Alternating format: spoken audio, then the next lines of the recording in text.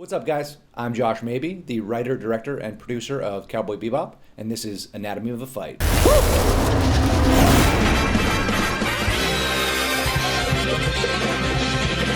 We have a couple questions for you today about the film. Glad you worked on it. Glad you're part of it. Tell me a little bit about this film that you had a small part of. Only writer, director, producer.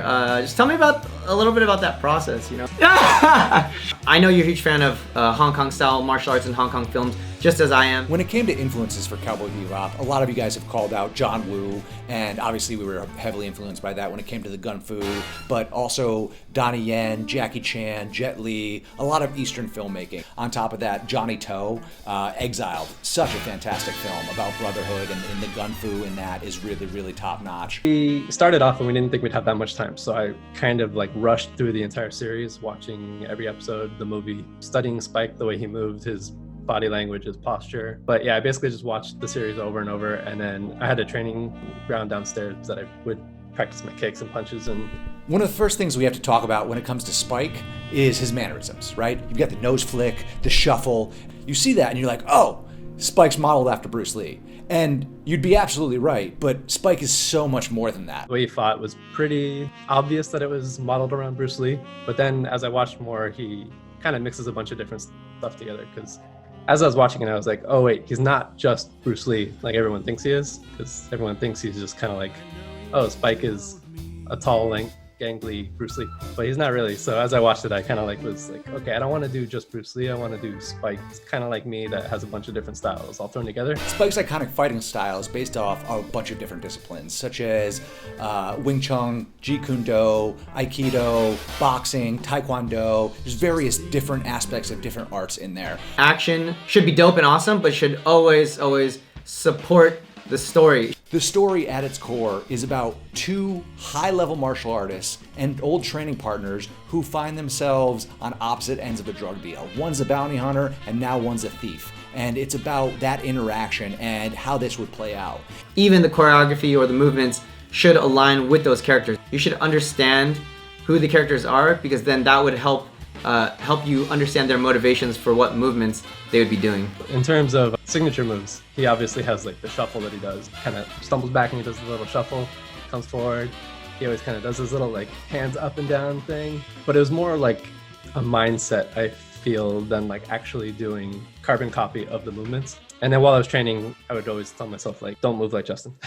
It was really important that we nailed Spike's devil-may-care attitude. Spike lives in the past. Spike's a ghost. In his mind, he's already dead. And so that's where a lot of his mannerisms and his thoughts come from, because he has, he mentions it in the show, but he has one eye looking in the past, the fake eye, and one eye that's in the present. And so he's always trapped and confined by that past. But when we're putting the guns head to head, my arm's obviously way longer than Alfred's. So if we're holding the guns to each other's heads, his gun only comes here. So if you look at me, I'm leaning into his gun. And I felt that was kind of Spike, because he's always oh, you want to kill me? Just shoot. I don't care. No, this is something he would do. He would just be the gun's here. He'd just be yeah, put it.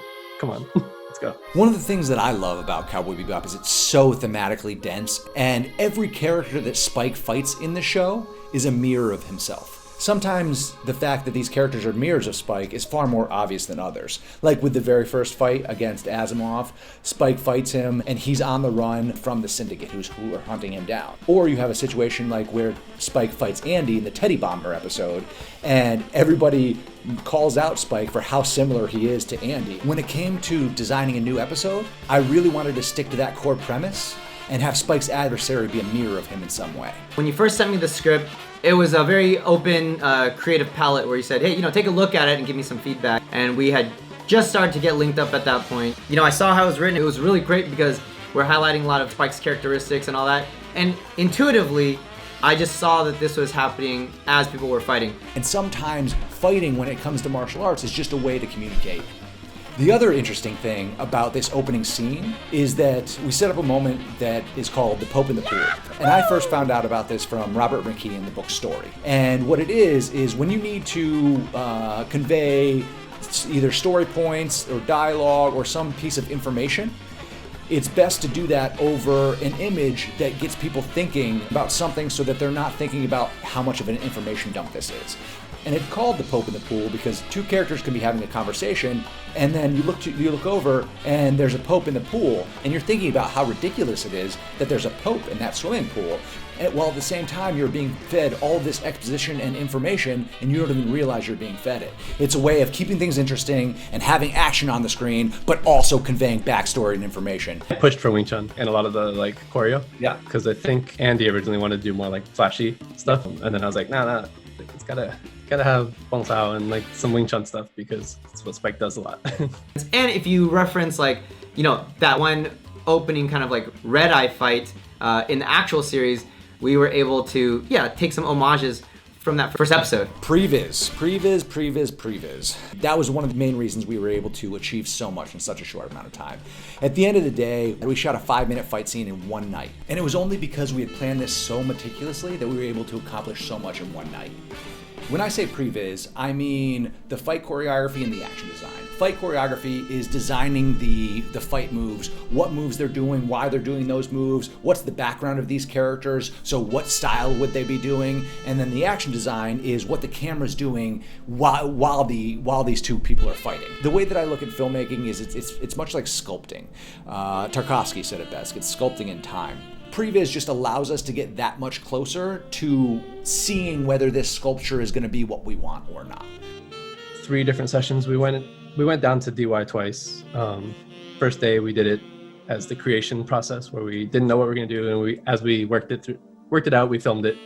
Then we came back another day, filmed the previs so we get the angles proper, and then we had to tweak some things because some things don't work depending on the angle, so we had to change some hits. That's when we came up with the arm grab too for the punch to the face. There's this really dope moment. The moment where Jet catches the punch before Tan can land it. That was from a movie, I don't remember which one, but a Michael Jai White film. This part doesn't make any sense. Like, realistically, this would never work in life at all. But it's anime and it's fun, and they already did it in a different movie, so like, why not? And plus, it gave Chris Jet like an awesome little we cast Alfred as Tan. We went back and we did a third pass and we refined some of the movements to fit Alfred's style and personality and movements. So we altered it a little bit and then did it again, filmed it. For all the months in between the first previs and choreo day to the day we shot it, pretty much, I was kind of running it on my own over and over, getting it all down, trying to work in the little personality into it. In Asia, when I was out in China, they do have that term 动作演员, and that's definitely a category, action actor. For a large part, that was driven by the legends before us, Jackie Chan, Jet Li, Donnie Yen. These people are actors that are highly proficient in action. When you have someone like that, you can just achieve a lot more of the moves because you can shoot a lot wider. You're allowed to go for longer takes without cutting. People think, oh, yeah, this guy did, boxing for 1 year. Same, man. Same as Donnie Yen or same as whatever. Yeah, I think people don't even know what they don't know. Like, when these action actors have put in so much time into it, they are putting in little finesses that people don't even see. And here's the other thing. They're still acting while they're fighting. With someone that knows action and can act is that you don't have to cut away when if you have an emotional scene or something that involves, the emotions of the actor. He could be performing action, whether it's jumping, running, escaping, and fighting, but also you have that emotion there and you don't cut away. So since we were there and I was like, oh, I can do this kick way better on this leg than I can on this leg, even though we had choreographed it originally, oh, we're gonna go this, we're gonna come around this way. If I do a hook here, I can just come back around and do a roundhouse on my better leg. So little things like that, just little tweaks that make things flow super easy once we got on the roof. The reason that we were able to get as much action in as we did was because the team was on top of it. We did good prep with the previs, the actors, which there's only 3 essentially. So we're all hands in involved. Because the actors in it already knew the action, we just got on set and did it. Having it catered to me and catered to Alfred as well. We did things for him that fit him specifically because he was better at certain things on certain sides and better moves that he could do with a kick. There was a kick that he could do this way, but he was like, I could do this kick instead, and it looks way better when I do it this way. It looks better when he does it that way, so we do that. It's awesome to have that freedom. You don't have someone there be like, no, you have to do it like this, you can do it like that, and it's gonna look bad, but who cares, because we're doing it the way we wrote it.